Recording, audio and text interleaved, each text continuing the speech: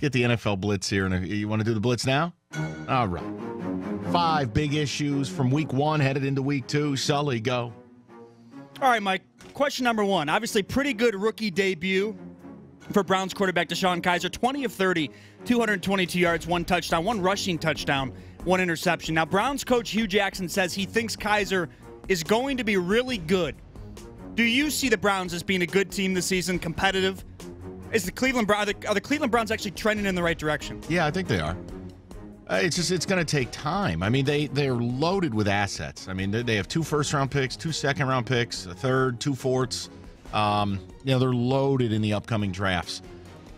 They've got a lot of young people on this team. You got to give it time, and that's something owners don't do. But, yeah, look, I think the Browns and the Bears are very similar. I mean, you saw the Bears show a little bit of fight. The Bears have a front 7. The Browns are building a front 7. I think they'll be competitive. I don't think they're going to win a ton of games, but they'll fight, and I think they'll be in a lot of these games. And I think if you're a Browns fan, you can get to 6-10. I think that would be a real step of progress there. And Kizer, I need to see more. I don't think he embarrassed himself by any means. And he's a kid that if you want to look at the positive, hey, maybe if he stayed at Notre Dame another year, he would have been that high first-round pick that people would be a lot more excited about. Waterford not giving up hope. Mike Sullivan, 16-yard laser. Had to. All right, point number 2. Now, one major observation I had from this weekend was the lack of scoring. I mean, quarterbacks like Eli Manning, Russell Wilson, didn't even score 1 touchdown. Breeze, not a touchdown to the fourth quarter. And I crunched some numbers about this. There were 9 teams who scored only 1 touchdown or didn't score a touchdown at all this week. Now, do you chalk this up as just being week 1, or are we going to have a serious quarterback problem, a serious scoring problem in the NFL this season? I just think the defenses are ahead of the offenses. I think you have a lot of guys don't even play during the preseason, and it results in a little bit of sloppy football. I mean, it was a tough watch around the league. There were a lot of bad games. I won't be so quick to point to the quarterback play as I am the reasons I listed. So I would give it a couple of weeks. You'll see it heat up. Places like Washington that have a lot of new faces, it takes time. So I'll give it another week or 2. But, yeah, Mike, listen, that's not good for the NFL when your opening dance is that weekend of football. Was not acceptable. I'm not a football expert. All right, number 3. Obviously, Dolphins-Buccaneers game was moved last Sunday due to the hurricane.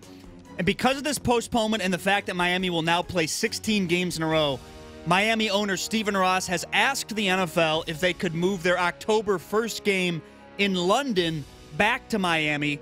The league said no.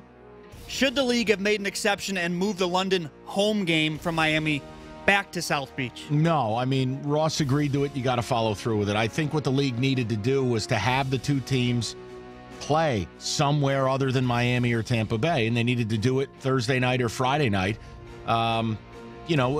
before opening Sunday. I mean, it's just, look, we've seen snow happen and different things, and the Bills ended up playing a game here. The Giants and Vikings played here. They needed to do something. And I thought the league did a terrible job with it. I think it impacts both teams. I think having a bye week this early, I think it's rotten. And I think it's terrible for the players. So while I'm not going to tell you can move the game out of London logistically, but yeah, absolutely. They should have found a way to have gotten that game played somewhere else.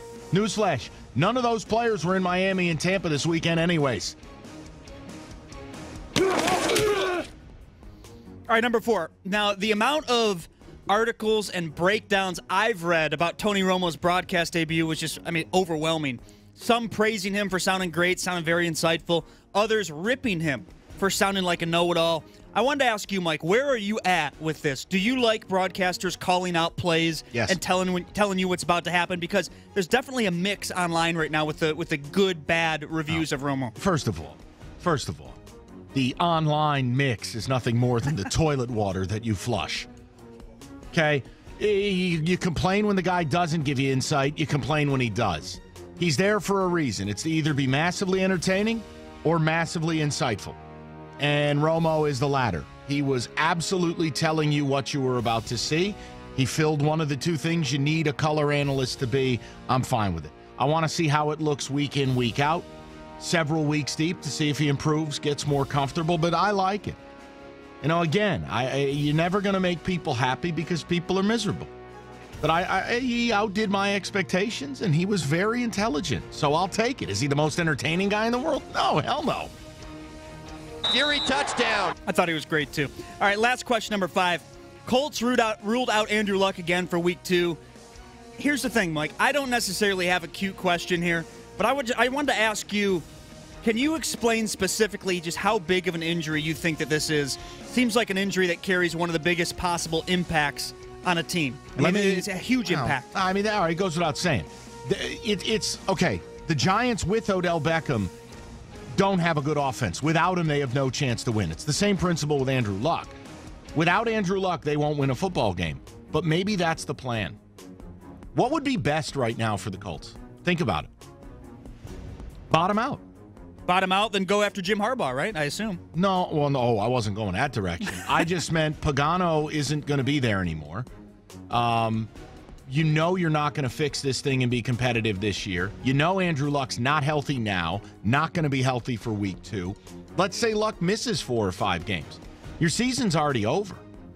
Why not shut him down and tank it out? You're in a race with the Jets for the number 1 pick. And then the best thing will be you don't even need a quarterback. You could trade down, gather assets, and begin to build a team around Andrew Luck the same way that the Browns are trying to do it on their end. If I'm running the Colts, yeah, I wouldn't bring him back. I need Andrew Luck for the next decade. I don't need you for the next 15 weeks. We're garbage juice regardless. No? Is that somehow uncouth? No, I like it. I was hoping I would get a reaction out of you from the Harbaugh point, but hey. No, listen. Here's my reaction. If I have a head coaching job in the National Football League and I have a quarterback, I'll always pick up the phone and call the guy. But I don't think he's leaving because here's the bottom line. He could set the University of Michigan on fire, and they will make excuses and put out the fire for him and tell him how it wasn't his fault. You go to the NFL, make no mistake, you're a millionaire working for a billionaire. And you don't get to do whatever you want to do. Doesn't matter where he goes. Doesn't matter how much control he thinks he has. That guy in the big office upstairs, that's who you report to. And at Michigan, he doesn't have that. And that's very attractive. So, again, the opportunity to work with Luck, have high draft pick, I don't know. But I'm not starting that rumor. I'm not interested in it. To me, it's a million miles away.